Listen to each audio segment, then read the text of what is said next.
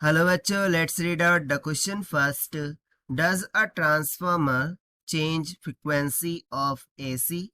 सो पूछ रहा है कि क्या ट्रांसफार्मर एसी वोल्टेज की फ्रीक्वेंसी को चेंज करता है. तो चलिए हम देख लेते हैं सॉल्यूशन से. But before of its let's talk about the key concept which we are going to use here for this question. So यहाँ पर हम सिंपली की कॉन्सेप्ट लगा देंगे ट्रांसफॉर्मर का, कि बेसिकली ट्रांसफॉर्मर होता क्या है और इसका क्या यूज होता है, ये किसके लिए यूज किया जाता है. सो यदि मैं बात करूं ट्रांसफॉर्मर की, सो देखिए इसको हम डायग्राम के थ्रू अंडरस्टैंड करते हैं. सो लेट सपोज कि ट्रांसफॉर्मर में एक पार्ट होता है जिसको हम कोर बोल देते हैं. ठीक है, ये बेसिकली आयरन की बनी होती है और इस कोर पर दो तरीके की वाइंडिंग होती है. एक तो हो जाती है प्राइमरी वाइंडिंग और दूसरी हो जाती है सेकेंडरी वाइंडिंग. ठीक है, सो इसको हम बोलते हैं प्राइमरी वाइंडिंग. ठीक है, इसको बोल देंगे प्राइमरी वाइंडिंग और ये हो जाएंगे सेकेंडरी वाइंडिंग. अब प्राइमरी वाइंडिंग से जो वोल्टेज कनेक्ट किया जाता है जिसको हम प्राइमरी वोल्टेज बोलेंगे. ठीक है, उस कारण से इस वाइंडिंग में करंट प्रोड्यूस होता है IP, that is primary current. इसमें जो नंबर ऑफ टर्न्स होते हैं उनको हम बोल देते हैं सिंपली एनपी. ठीक है, इसमें जो नंबर ऑफ टर्न्स होंगे उसको बोल देते हैं एनएस. और जब इसमें से करंट आईपी फ्लो होता है, इसमें फ्लक्स का निर्माण होता है according to Faraday law of electromagnetic induction, जिसको हम बेसिकली किससे डिनोट करते हैं, फाई एम से, राइट, या फिर हम बोल देंगे फाई से. सो ये फाई जब सेकेंडरी कॉइल से पास होता है, सो उस फ्लक्स के कारण से इस सेकेंडरी कॉइल में according to Faraday law of electromagnetic induction current का निर्माण होता है, जिसको हम बोल देते हैं सेकेंडरी करंट. और हमें आउटपुट में क्या देखने को मिल जाता है, secondary voltage, that is VS. So इस तरीके से ट्रांसफार्मर क्या करता है, वर्क करता है. सो बेसिकली यहाँ पर यदि मैं देखूं, ठीक है, सो ट्रांसफार्मर के लिए एक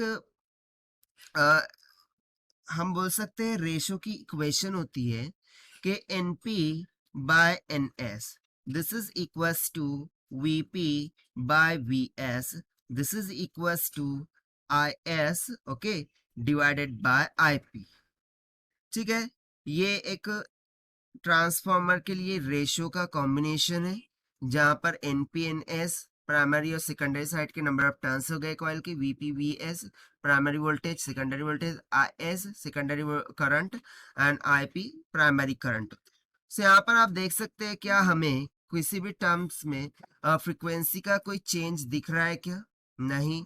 we are not seeing here any kind of changes in the frequency. So basically यदि मैं बात करूं ट्रांसफार्मर का वर्किंग की, कि ट्रांसफार्मर फिर हम यूज करते किसके लिए है. सो ट्रांसफार्मर की यदि मैं टाइप की बात करूं, सो ट्रांसफार्मर या तो स्टेप अप ट्रांसफार्मर होते हैं और या तो हम उन्हें स्टेप डाउन ट्रांसफार्मर बोल सकते हैं. तो स्टेप अप में क्या होता है कि जो भी इनपुट वोल्टेज है उसको इंक्रीज करके बढ़ाया जाता है. यानी कि सिंपली यदि मैं कंसिडर करूं इनिशियली कुछ 5 वोल्ट था, सो उसको स्टेप अप करके कितना कर दिया जाता है, 110 volt according to their configuration. और स्टेप डाउन ट्रांसफार्मर यानी कि यदि मेरे पास 110 वोल्ट था, सो उसको स्टेप डाउन करके कितना कर दिया जाता है, 5 वोल्ट के इक्वल. सो इसको बोल देते हैं स्टेप डाउन ट्रांसफार्मर. सो इसमें सिर्फ और सिर्फ क्या होता है, वोल्टेज का स्टेप अप स्टेप डाउन होता है. इसमें किसी भी कारण से जो फ्रीक्वेंसी है वो चेंज नहीं करती. यानी कि सिंपली मैं बोल सकता हूँ frequency at primary side, this is equals to the frequency at secondary side. जो प्राइमरी साइड फ्रीक्वेंसी होती है वही सेकेंडरी साइड फ्रीक्वेंसी होती है, उसमें कोई चेंजेस नहीं होते.